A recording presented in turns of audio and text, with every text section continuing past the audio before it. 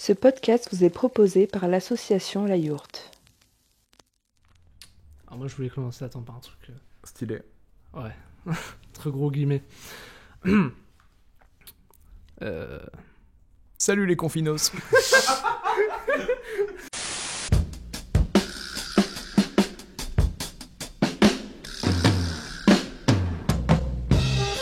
Dans un monde où les univers cinématographiques et les suites sont la norme, une licence en particulier a su se démarquer par sa longévité et aussi sa capacité à faire des films semblables, du moins jusqu'au début des années 2000. Bienvenue dans cette première émission de Projection Test, première émission que je fais avec deux compatriotes, dont mon ami Aurélien. Oui, c'est là que je me présente, que je dis mon nom, sauf que tu l'as déjà dit. Aurélien, oui, je fais du cinéma, je veux parler ce soir de James Bond. Ça devient très cringe. Et aussi mon ami Plume ici présent, ça va Plume ? Ouais, ça va très bien. Moi, c'est Plume, comme tu l'as dit, donc voilà, j'ai envie de parler de cinéma et de Bond. On va parler de cinéma avec légèreté avec Plume. Je sais pas pourquoi maintenant que j'ai le micro dans la gueule, j'ai envie de parler suavement, mais c'est l'effet Radio Star. Donc pour ce pilote, nous allons parler de Casino Royale. J'ai oublié le nom du réalisateur. Donc pour cette première émission, nous allons parler de Casino Royale, réalisé par Martin Campbell, sorti en 2006. Mais d'abord, je voulais revenir vite fait sur la licence James Bond au cinéma, parce qu'on le rappelle, c'est quand même les romans de Ian Fleming au début, etc. Voilà. Mes romans horribles. Ah ouais, c'est vrai que Parce qu'il y a toute cette... Enfin, en gros, quand on voit les films James Bond, il y a toute une espèce de... Il y a tout ce truc de la misogynie, du sexisme là-dedans, et surtout dans les premiers, les moments un peu problématiques. Les moments... Parce que tout le monde dit l'âge d'or de James Bond, c'était Sean Connery, mais Sean Connery, c'était les films où... Sean Connery, c'est le film où il viole une lesbienne. Mais c'est vrai. Il y a même un épisode où, genre, il commence à ken avec une meuf, il y en a une autre qui arrive, il la fout dans le placard, il baise avec l'autre, et après il la sort le lendemain matin, il la baise pas. Voilà. Un king, comme on dit, mais à la classe.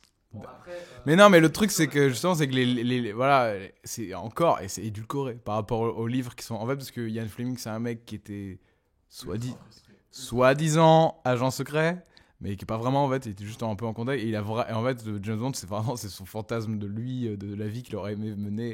Et il est horrible. Et genre, c'est vraiment une vision de l'époque. Genre là, je sais plus dans lequel où dans le livre où il dit qu'il viole il viole une lesbienne. Et à la fin, il la viole tellement bien qu'elle devient hétérosexuelle. C'est horrible. Ah ouais, non, mais ouais. Bref, en tout cas, c'est pour ça que les premières adaptations aussi des livres des films sont horribles. Parce que c'est des téléfilms. Ouais, Casino Royale, d'abord, c'est un téléfilm. Ouais, alors oui, parce que du coup, on parle de Casino Royale. Moi, je parle de. Enfin, on va parler de la version de 2006 de Martin Campbell, mais c'est vrai qu'il y a eu deux adaptations avant, une en 52, donc que je n'ai pas vue parce que elle est introuvable et voilà, et une version culte des années 60 avec des apparitions de Belmondo et de Woody Allen. Voilà, ouais. Quand même, oui. C'est un film psychédélique incroyable, mais techniquement, il est hors de la licence parce qu'il n'est pas réalisé par United, enfin, il n'est pas produit par United Artists et MGM. Je dirais réalisé il est produit par une autre société, du coup là, techniquement ça compte pas, et c'est pas les acteurs qu'on connaît qui jouent James Bond, je sais plus comment il s'appelle, c'est celui qui joue le cerveau dans le film Le Cerveau avec Bourvil et Belmondo, qui est un très bon film d'ailleurs, je vous le conseille, c'est vraiment très drôle, mais ça n'a rien à voir. Et du coup oui. James Bond, Woody Allen et Belmondo, t'as une belle réunion de violeurs quoi. Ah bah là, non mais le film est dur à regarder en plus, hein, parce que c'est... Allez. Le film est dur à regarder en plus parce que c'est vraiment, ça s'éloigne totalement de la vision qu'on a des films James Bond, où là c'est très psyché et tout, c'est vraiment dans la lignée des films psychédéliques des années 60. C'est possible, hein, parce qu'en plus ça tente plus de trucs, parce que voilà, donc j'allais y venir, c'est qu'aussi les premiers films James Bond en termes de mise en scène, c'est super pauvre quoi, c'est du plan d'ensemble, travelling, machin, chant contre chant, mais je sais même pas s'il y a des chants contre chants quand même, mais c'est surtout filmer les scènes en plan large, des très légers mouvements, mais il y a aucune... Enfin, ah non mais ouais, moi j'ai celui avec Roger Moore là, Moonlighter, je sais plus c'est quoi, celui Moonraker, qui est horrible, que j'ai vu qui est vraiment un nanar, pour le coup, qui est vraiment un nanar. J'ai l'impression que oui, je sais, mais le film entier, j'ai l'impression qu'il est sur rail. Tu vois, j'ai l'impression que c'est une sorte d'attraction, genre que je vois tout, genre, je sais pas, le film, on dit, il bouge, et genre, il y a aucun... tout est filmé à peu près de la même échelle de plan, et genre, alors qu'il se passe des trucs complètement fous, et mais genre, la réelle est tellement genre, ouais, et genre, mais du coup, ça donne un côté vraiment ridicule qui fait que c'est drôle, mais je vois pas quand on a pu trouver ça classe, quoi, genre... Il y a juste un zoom de Roger Moore qui boit son verre de scotch ou je sais plus quoi en matant une meuf en mode bain. C'est le seul vrai plan, genre il zoome sous sa gueule et c'est Roger Moore quoi, qui est trop vieux pour le rôle et c'est lui qui est sorti avec les plus jeunes. Évidemment. Hein. Il était critiqué. Ouais. Quoique le record a été battu avec Spectre. Hein. Léa Seydoux et Daniel Craig ont l'un des plus grands écarts d'âge de tous les James Bond. Mais Plume, peut-être que tu peux nous parler de toi, ta relation avec la saga James Bond, j'ai envie de dire. Bah moi, en vrai, je suis un grand fan. J'avoue, je suis un grand fan. Avec mon daron, je crois franchement que je les ai tous vus. Et j'ai dû tous les voir au moins 4-5 fois, tu vois, tous. Je les ai tous en coffret carton ouais. Bah après, tu vois, en fait, plus ça va, plus je grandis, plus je me rends compte qu'en fait, c'est une saga horrible. Ouais, hein. Plus en grandissant, plus tu t'en rends compte. Parce qu'au début, tu sais, ça te fait rire un peu, il y a les gadgets, et il est un peu... Il est snob et tout, mais tu te rends pas compte, en fait, de la violence que... Enfin, pas de la violence, mais le mec est horrible, en fait, il est juste horrible. Il est horrible envers... Moi, je pense que j'en parlerai un jour de ce film en particulier, mais il y a celui de L'homme au pistolet d'or. Moi, je pense que c'est le pire comme ça, où il manque de respect aux jeunes Asiates. Bon, il y a Christopher Lee en méchant, donc à la limite, bon, ça rattrape un peu le truc, mais voilà. Et il manque de respect aux nains. Les Américains, ils sont présentés comme les pires merdes de la galaxie, avec un gros shérif qui vient au Vietnam et qui fait et qui passe ses vacances. C'est horrible, même s'il y a une scène de voiture où ils font un looping, c'est un peu rigolo, mais voilà. Mais ça j'ai l'impression qu'on rapproche toujours aussi les films James Bond à leur cascade à la fin, et c'est d'ailleurs ce qui... Enfin, c'est des bruits de couloir, mais c'est d'ailleurs ce qui disait que à partir de genre Pierce Brosnan et tout, en fait, leur scénario, ils développaient presque plus les personnages et l'histoire, même si avec Pierce Brosnan, ils commençaient un petit peu à développer ce côté-là, mais ils allaient voir les cascadeurs, et ils disaient, bah alors, qu'est-ce qu'on peut faire d'impressionnant dans ce film-là ? Ah bah écoute, je peux sauter d'un barrage truc, et puis on fait un saut à l'élastique, et on le filme en one-shot. Ok, vas-y, on fait cette ouverture, on développe un film autour, et là, ça devient chaud, quoi. C'est littéralement... c'est Mission Impossible. Enfin, Mission Impossible le fait mieux, je trouve. Aujourd'hui, c'est surtout grâce à Christopher McQuarrie qui réalise des films aujourd'hui, je pense, c'est surtout grâce à ça. Mais Mission Impossible, pour moi, c'est James Bond en bien. Mais après, c'est les James Bond d'avant, mais bien, tu vois. Puis il y a de l'humour aussi dans Mission Impossible. Avant, il n'y avait pas du tout d'humour dans James Bond. Enfin, c'est de l'humour dégueulasse, quoi, clairement, s'il y en a, quoi. Ouais, mais quand t'es petit, ça marche. Ça marche. Ah non, mais c'est pire, justement, de montrer ça à des gens qui sont petits, les valeurs que ça... Bon, bref. Parce qu'on pourrait parler des valeurs pendant des heures. Est-ce qu'on résumerait pas justement Casino Royale pour... Oui, voilà, oui. Du coup, revenons à Casino Royale. Est-ce que quelqu'un veut faire un synopsis, du coup, ou je m'en charge ? Alors, James Bond joue une partie de poker et puis après se fait exploser les couilles par un borgne. Du coup, oui, on va bien divulgacher le film, donc on vous conseille de l'avoir vu avant, quand même, voilà. Je vais faire un synopsis, en gros. Donc, en gros, c'est littéralement, comme c'est un reboot, on vient aux origines de James Bond, il est fraîchement 00, et sa première mission, ça va être d'empêcher donc le personnage de Mads Mikkelsen, à savoir le chiffre, de... Ils ont toujours des noms. Premièrement, l'empêcher de se faire de l'argent sur un attentat sur un nouveau prototype d'avion. Puis ensuite, donc, le chiffre organise une partie de poker au Monténégro et de l'empêcher de rafler la mise et globalement de récupérer l'argent, quoi. Tout ça saupoudré d'une histoire d'amour donc avec le personnage d'Eva Green qui s'appelle Vesper. Voilà. Je trouve qu'il veut commencer sur... Moi, je dis je vais commencer parce que le micro est devant moi. Ça évitera des trajets. Moi, ce qui est bien avec Casino Royale, je trouve, par rapport à... C'est que, comme je dis, c'est qu'il y a une redéfinition une réflexion de... Pour une fois, on ça fait longtemps qu'il est là, le personnage de James Bond, mais qu'on s'est jamais vraiment intéressé à ce que c'était le personnage de James Bond, qu'il est vraiment. Mais ça, en fait, en fait, dans les premiers, ils s'attardaient pas sur le personnage de James Bond, mais que sur ses aventures, en fait. Sur la mission. James Bond est un prétexte à une mission. Et là, pour la première fois, on connaît un peu ce... Et le simple fait de... La scène d'ouverture est, je pense, la meilleure... Pour moi, elle est la meilleure scène du film et la meilleure scène de... La scène du film, je suis pas... meilleure scène du film, je suis pas d'accord, mais elle est vachement bien. Moi, je trouve que parce qu'elle redéfinit... Elle définit très bien ce que c'est et elle... Enfin, il y a tout ce délire autour du permis de tuer qui est assez critiqué avec James Bond, qui est que parce qu'il a un permis de tuer, il l'utilise quand même plutôt pas mal. C'est-à-dire, il tue un peu quand il veut. Et là, ce fait d'y montrer un certain poids, un certain... Ça, ils avaient commencé à le faire de manière très léger avec les 2 films avec Timothy Dalton, dont il y en a un qui s'appelle littéralement Permis de tuer. Mais ça restait très léger. Oui, ça reste très léger. Et je crois que les films de Timothy Dalton, c'était que des téléfilms à moi, en plus. Non, ça va en vrai. En vrai, il y a même dans Permis de tuer, je crois qu'il y a même un prémisse de la scène de braquage d'avion de The Dark Knight Rises. C'est pratiquement la même. Où genre t'as un avion au-dessus qui chope l'autre et qui le renverse. Et comme Christopher Nolan est un grand fan de James Bond, ça m'étonnerait même pas qu'il ait... Mais bon, revenons à Casino Royale. Casino Royale, ouais. Et du coup, c'est le fait de... C'est un film qui est très intimiste. Qui est Casino Royale, qui est celui avec le moins de cascades et que le moins... Mais qui pourtant est celui qui a des enjeux qui paraissent assez réels. Genre, toute la partie casino est quand même... Fait même la partie où il est prisonnier. Il est pas genre dans une prison ultra technologique. Non, il est juste attaché à une chaise. Et il se fait éclater les couilles avec une corde. Et sinon, l'autre enjeu, c'est qu'il joue une partie de poker. Et je trouve que là, on est pourtant sur quelque chose de mieux. On est sur quelque chose de... Où vraiment, là, on s'attarde sur de la tension, sur ce qui se passe dans la scène, et tout ça, et sur les personnages. C'est un film à personnages, beaucoup.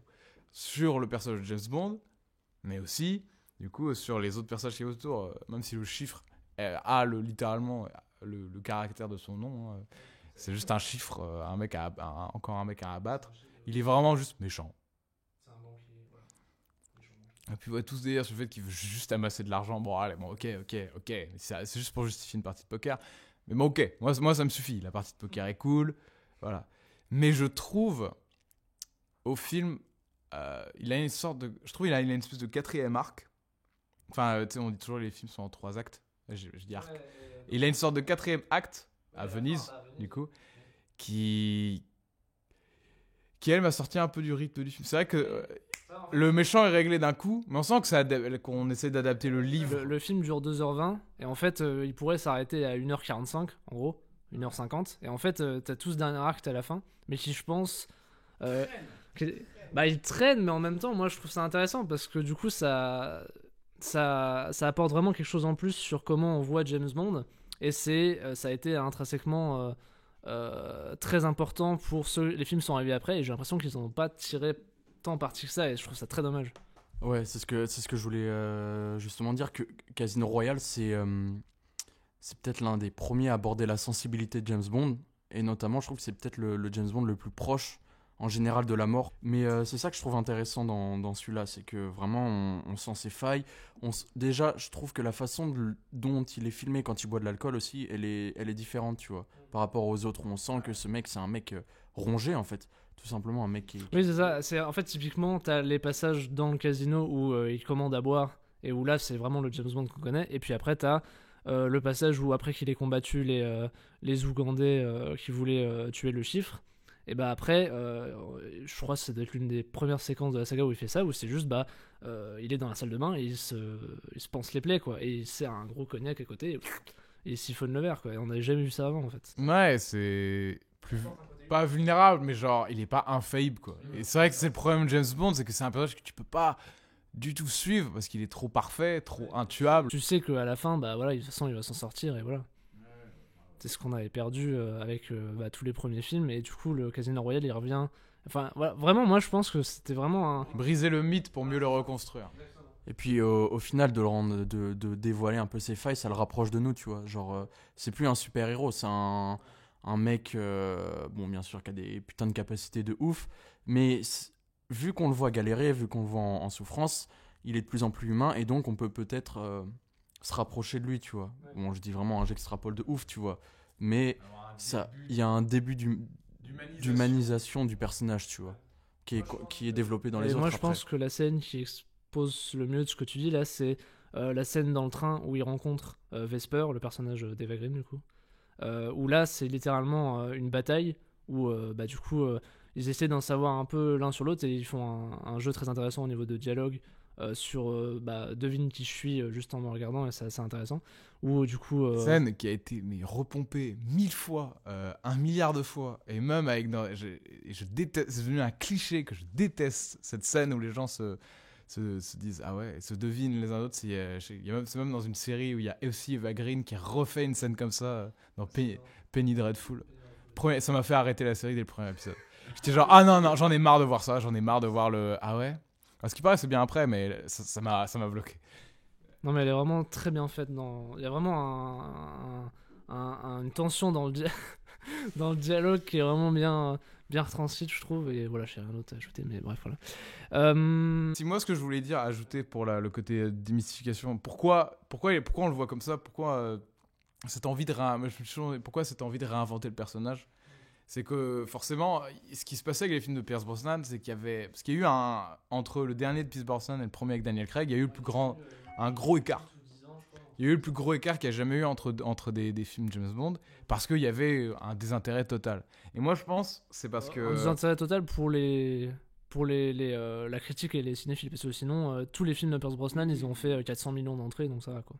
Il y a quand même, si on les refait pas, c'est quand même que... Oui. Voilà. Il y avait quand même un truc. Et moi, je pense, c'est que... On parle du côté héros super-héros d'avant, et du côté plus humain et nuancé qu'il a dans Casino Royale. Et je pense qu'on peut vachement lier ça au fait que James Bond, c'est quand même un pur produit de la guerre froide. Oui. Et qu'il représente... Avant, James Bond, c'était pas un personnage, il représentait une nation, une puissance. Tu vois, il représentait l'Occident. On rappelle quand même que dans les premiers James Bond, t'as un général de l'URSS qui s'appelle le général Gogol. Quand même. Donc des trucs comme ça, et que maintenant, on est en 2006, Casino Royale, faut le dire, on est la période post-guerre, on est en guerre d'Afghanistan, guerre d'Iran, guerre du Golfe, post-attentat du 11 septembre, on n'y croit plus aux grands héros, et on sait que il y a derrière chaque pouvoir, tu vois, ça y est, les dossiers déclassifiés de l'époque de la guerre froide sont sortis, tout ça, on sait que c'est dégueulasse des deux côtés. Et on sait que, voilà, c'est commettre des meurtres, enfin voilà. Et du coup, forcément, quand on voit maintenant l'agent 007, on voit plus l'armée britannique, on voit plus le MI6, on voit forcément un personnage derrière, parce que on veut plus y croire, les spectateurs ne veulent plus croire en ça. Ils veulent quelque chose de nuancé, de plus gris. Et pour souligner ce truc aussi, c'est qu'ils veulent s'attirer un nouveau public aussi quand ils sortent. Il est pas bon pour rien. Voilà, c'est ça. Il est pas bon pour rien. Et en plus, ils voulaient faire un autre épisode avec Pierce Brosnan, mais il était trop vieux, il avait 58 ans, et ils voulaient renouveler déjà un peu la série comme ils l'ont fait, mais aussi s'attirer un nouveau public plus jeune, et du coup aborder des questions qui sont plus proches de cette génération, tu vois, genre les gens qui regardent Casino Royale, c'est des gens qui n'ont pas forcément qui ont pas 50 ans, 60 ans, tu vois, genre ils ont besoin de se sentir proches de ce qu'ils voient, tu vois. Et s'ils veulent rester intemporels, si la saga James Bond veut rester intemporelle, ils sont obligés de s'adapter à l'époque et aux questions contemporaines, quoi. C'est pour ça que c'est étrange que plus les films passent, plus ils semblent revenir à cette ancienne sauce à l'épisode qui est un, et hormis du coup Skyfall qui semble être ce film que les gens qui n'aiment pas James Bond aiment. Mais voilà, et c'est pour ça je me dis comment on peut avoir une mise en scène qui est si... Non, je repars sur Spectre. Non. Qu'est-ce qu'on devait dire sur... Non, alors moi je voulais revenir sur la genèse un peu donc du projet Casino Royale, vite fait, sur les informations que j'ai pu glaner, et revenir un petit peu sur la mise en scène aussi, et ce que moi je trouve extrêmement intéressant, et qui fait que je préfère Casino Royale à Skyfall, mais on y reviendra après. Du coup, oui, le projet donc de reboot Casino Royale, ça date... des infos que j'ai pu avoir, et je suis pas allé chercher très très loin, hein. C'est donc Tarantino, qui à la base dans les années 90 avait approché donc Eon Production pour dire moi je voudrais bien faire un reboot de James Bond en adaptant Casino Royale et en plaçant ça dans les années 60 et tout, ça peut être super sympa. Pendant 10 ans, il les a harcelés pour le faire, ils ont toujours dit l'idée de reboot ça nous dit bien, mais toi par contre non, en fait. Ce qui est vraiment dommage parce que ça aurait pu proposer un truc très intéressant, mais voilà. Après... C'est l'époque où vous voulez faire plein de trucs. Tarantino, c'est aussi l'époque où vous voulez faire Iron Man. Quoi ? Oui, il a voulu. Mais c'est lui qui a voulu faire Iron Man et c'est lui qui a. Il a failli le faire. C'est celui-là, il était presque à le faire. Il a voulu faire Iron Man, il a voulu faire Star Trek, mais il veut toujours faire Star Trek. Et il abandonne pas l'idée, il veut toujours faire un Star Trek, mais en étant complètement années 60. Et Iron Man, il voulait être complètement comics années 60 et complètement dégueulasse. Mais il était parfait pour filmer un putain de mec alcoolique qui se met en armure pour aller tuer des gens en Irak. Enfin, il aurait été parfait, quoi. Donc, pour revenir sur la genèse, surtout le grand changement du coup avec Casino Royale, ça a été le choix de l'acteur, à savoir Daniel Craig, après avoir débarqué de façon assez sale d'ailleurs apparemment. Pierce Brosnan, ils l'ont juste appelé, ils lui ont fait mec, c'est bien, t'as fait des 4 films de bons et loyaux services, merci, tu nous as rapporté plein de thunes, mais t'es trop vieux, au revoir. Pour un reboot où on est censé parler oui voilà, de toute façon c'était une option dans son contrat en fait, c'est surtout ça. Il lui avait limite promis qu'il allait faire un 5e. Ouais, c'est ça. Mais de toute façon, dans son contrat de base, c'était 4 films, mais bon, bref, voilà. Et du coup, donc, il s'est posé la question de qui on prend pour James Bond, du coup. Donc, ça s'est porté sur Daniel Craig au final, mais il y avait aussi Henry Cavill.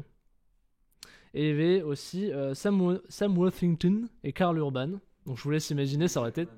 Et Hugh Jackman aussi, oui, ça j'avais noté. Bon, après c'est des rumeurs, il y aurait eu Orlando Bloom, Colin Farrell ou Jude Law. Jude Law à la grande limite, pourquoi pas, mais voilà.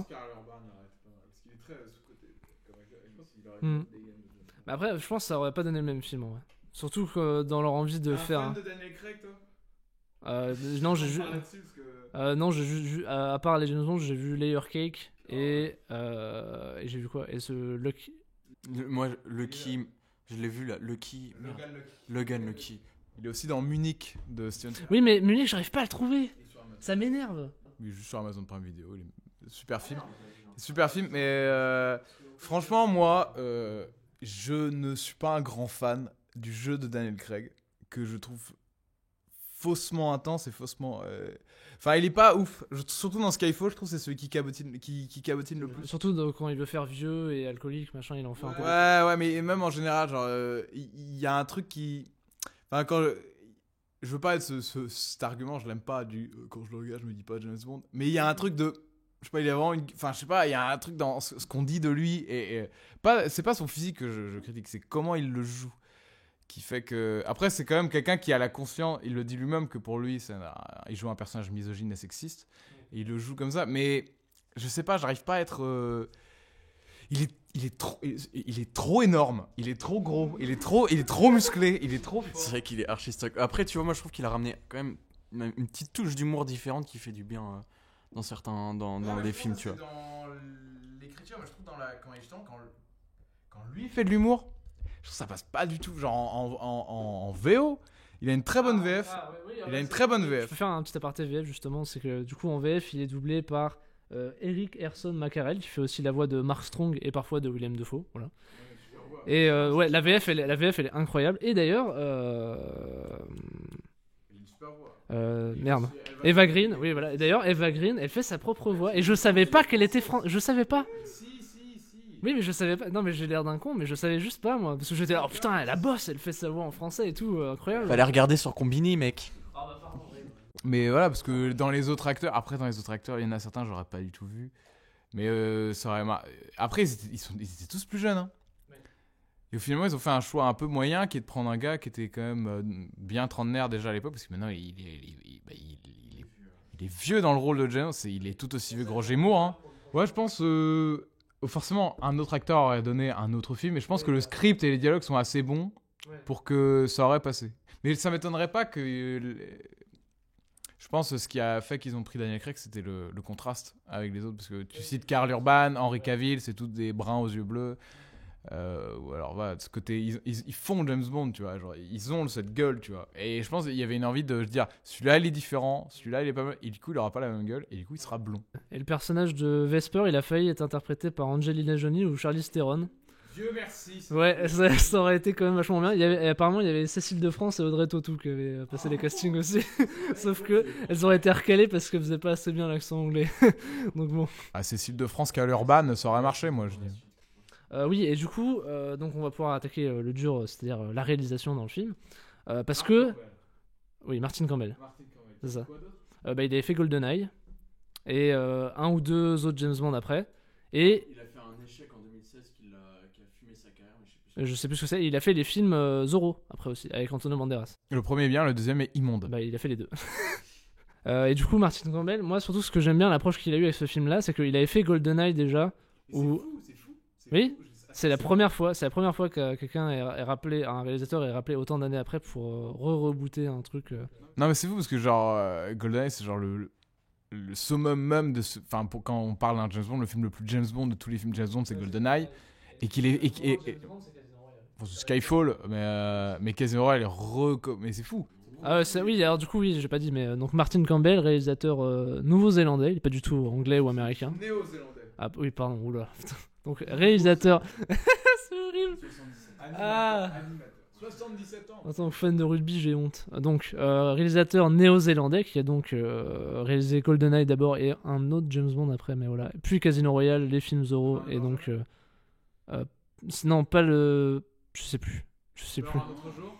C'est très facile à inventer. Oui, à inventer un titre de James Bond, effectivement. Ça existe, mais un autre jour.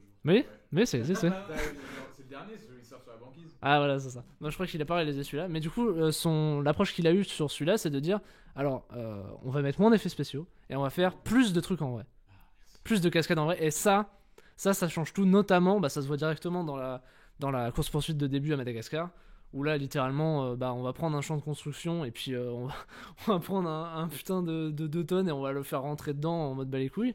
Mais voilà, et surtout, d'ailleurs, regardez, il y a, je sais plus quel YouTuber anglophone a fait une vidéo très intéressante où il décortique toute cette course-poursuite-là, et en fait, elle est construite comme un film entier, en fait. C'est-à-dire que t'as le début, avec où il pose les enjeux, etc. T'as le pic, le climax, voilà. Et puis après, t'as la résolution à la fin. Et en fait, toute cette séquence, qui dure 8 minutes, voilà, c'est ça. C'est un court-métrage de James Bond. Et en fait, c'est littéralement une présentation visuelle de voilà, ça c'est le nouveau James Bond, en disant il va être moins dans la classe et plus dans les décisions rapides. Il est costaud, donc c'est cette fameuse suite de plans où le Yamakasi il passe par une petite fenêtre et lui il arrive et il défonce le faux mur. Donc voilà, littéralement, ça c'est il y a plein de gens qui le disent que c'est juste cette suite de plans, c'est tu peux juste mettre ces 2 plans là et te dire voilà, on a redéfini James Bond, et ça ressemble à ça, quoi, en gros. En fait, de manière générale, j'ai l'impression que de un, il a fallu pour ce film là repenser totalement comment mettre en scène un James Bond, parce que de toute façon à part dans Pierce Brosnan où il commençait à y avoir des trucs, dans les James Bond traditionnels avec Sean Connery et ou Roger Moore, etc., il n'y a pas de mise en scène en fait. Comme on disait tout à l'heure, c'est des plans larges, on filme les décors qui sont très beaux, hein, parce qu'ils avaient des thunes et du coup ils ont fait des beaux décors. Du coup on fait des travelling très loin, tac, on fait des champs contre champs à chaque fois que quelqu'un parle, et on change à chaque fois que le mec parle. Et du coup pour Casino Royale ils se sont dit non mais les gars, ça va pas du tout, c'est quand même des films à la base, donc on va penser une mise en scène. Et donc et c'est en fait, juste en pensant ça, tu redécouvres le film. Moi je sais que je l'ai revu il y a 2 jours et tu te dis oui, en fait pour nous ça paraît évident parce que on a éventuellement découvert les films au cinéma, c'est pas mon cas, mais voilà, et on se dit c'est tout à fait logique, mais en fait non, ils ont dû faire tout un travail de réflexion pour dire on va réaliser un film en fait, et du coup on va penser des cadres, il y a pas mal de plans débulés d'ailleurs dans Casino Royale pour montrer le côté plus voilà, exactement, bravo. C'était un parfait bruitage pour présenter ça. Et puis voilà, on pose nos baloches dès le début et on fait une séquence d'ouverture en noir et blanc, quoi. Ça, c'était couillu quand même. Justement, moi je trouve que celle-là elle est différente parce que, comme tu l'as dit, on a cette scène-là en noir et blanc, et après on a la scène de Madagascar, de la course-poursuite. Et c'est ça qui sont maintenant les intros. Et ça, mon problème, c'est que genre, l'intro, là, elle marche, mais pas parce qu'elle est impressionnante et qu'elle est un petit film en elle-même. Et hop, paf, générique, tu vois. C'est que là, on a autre chose. On présente le personnage où il en est à ce moment-là. Par exemple, moi, le seul truc qui m'a dérangé en Skyfall, c'est justement cette intro, quoi. Moi, j'aurais préféré qu'on commence par l'attentat du MI6. Quelque chose comme ça qui marque quelque chose de fort, et après, on peut introduire où en est notre personnage. Enfin, je trouve ça mieux de faire une scène comme ça qui introduit le ton du film, générique, où en est James Bond à ce moment-là, il est en pleine mission, hop, et ainsi de suite, tu vois. Tandis que maintenant, et après, c'est justement, on le montre où en est James Bond en ce moment, petite mission, et après, générique, et hop, le film commence avec son intrigue. Ouais, attends, je touche un mot très rapide d'ailleurs sur le changement d'ouverture de film, où au début, traditionnellement, dans les James Bond, ça commençait par le rond qui bouge là, et puis après, James Bond qui tire directement sur la caméra. Casino Royale, ils ont dit, bah nous on fait cette séquence d'ouverture en noir et blanc, et après on finit dans la salle de bain où James Bond tire sur la caméra, et là ça fait le générique, et ça c'est une idée incroyable ça. Du coup oui, non, moi c'était pour dire, du coup oui, j'en parlais avec Plume avant l'enregistrement, c'est que moi je trouve que Skyfall est très bien, mais c'est un film qui est tellement maîtrisé techniquement et tellement bien écrit qu'en fait c'est un film que je trouve qui glisse tout seul et j'aime pas dire ça, mais qui est lisse en fait.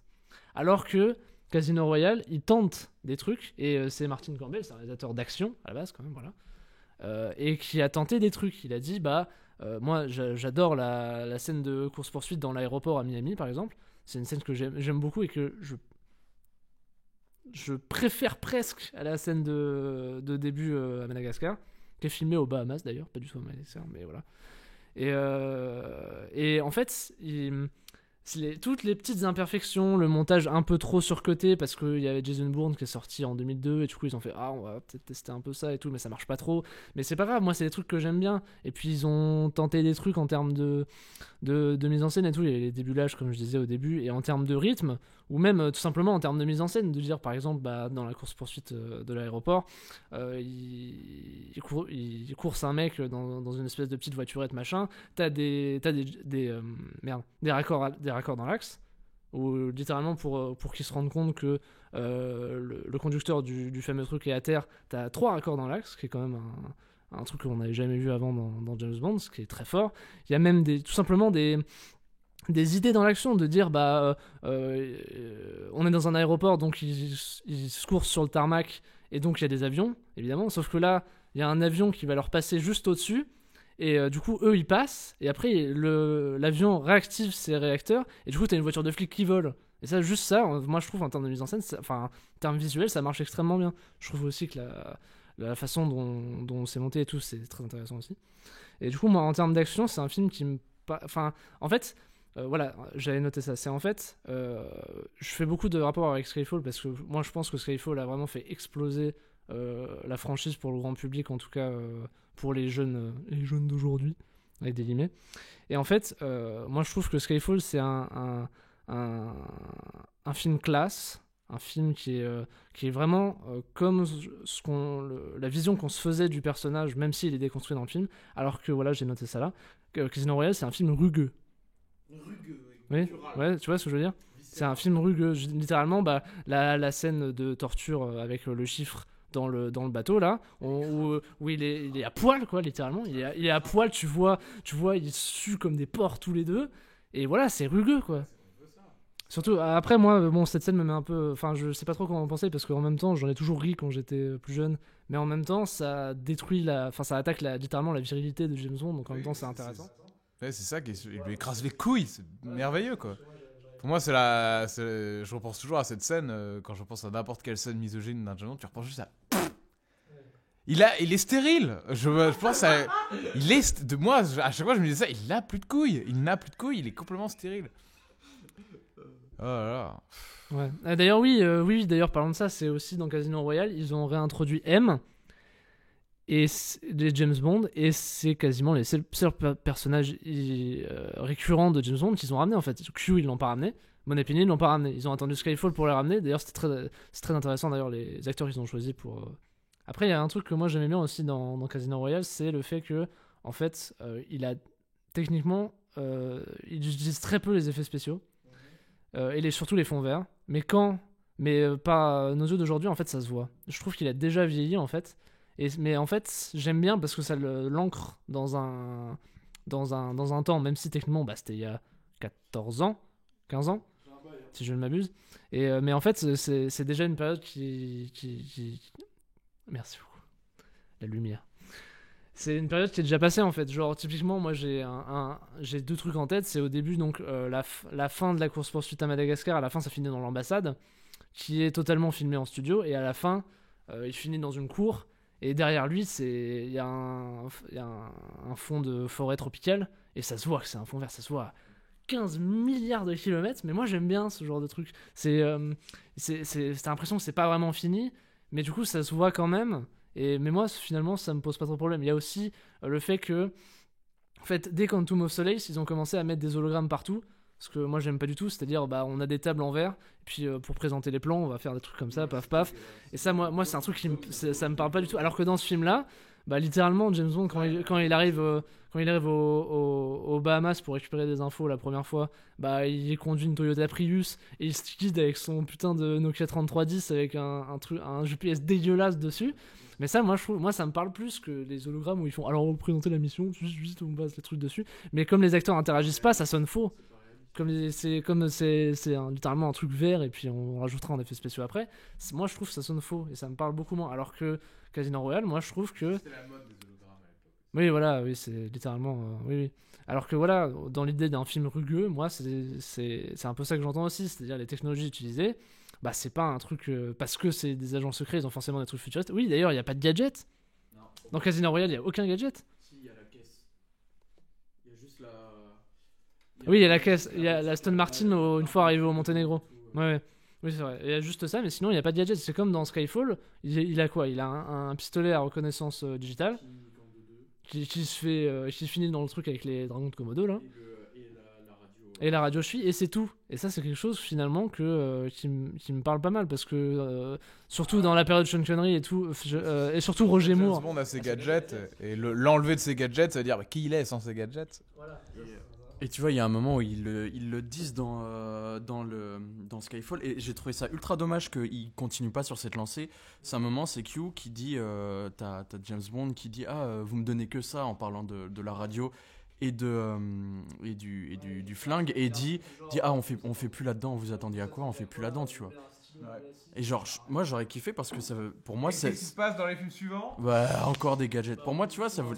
C'est ça, tu vois, c'est ridicule. Mais après Skyfall, il y a une espèce de nostalgie qui est revenue, qui fait que je sais pas, vouloir replaire aux anciens. Je sais pas, je crois que c'est parce que il y a le côté que Skyfall a fait tellement réaimer les gens en James Bond que du coup, on leur a redonné du James Bond. Alors qu'au final, C'était pas ça qu'il fallait. le but de Skyfall, c'était de donner aux gens autre chose que James Bond, parce que Quantum of Solace, ça avait été un échec.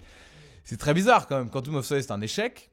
Parce que c'est un film qui est trop James Bond, après Casino Royale, du coup on se dit, on va faire un film qui déconstruit encore une fois le mythe, il marche, donc qu'est-ce qu'on fait? On fait un James Bond. Bordel quoi. C'est frustrant. Non, mais je vais juste rajouter un dernier point sur les scènes d'action, parce que moi j'aime bien les scènes d'action. Et sur le fait qu'ils aient fait beaucoup de trucs en vrai, avec notamment, comme je disais, il y a la scène...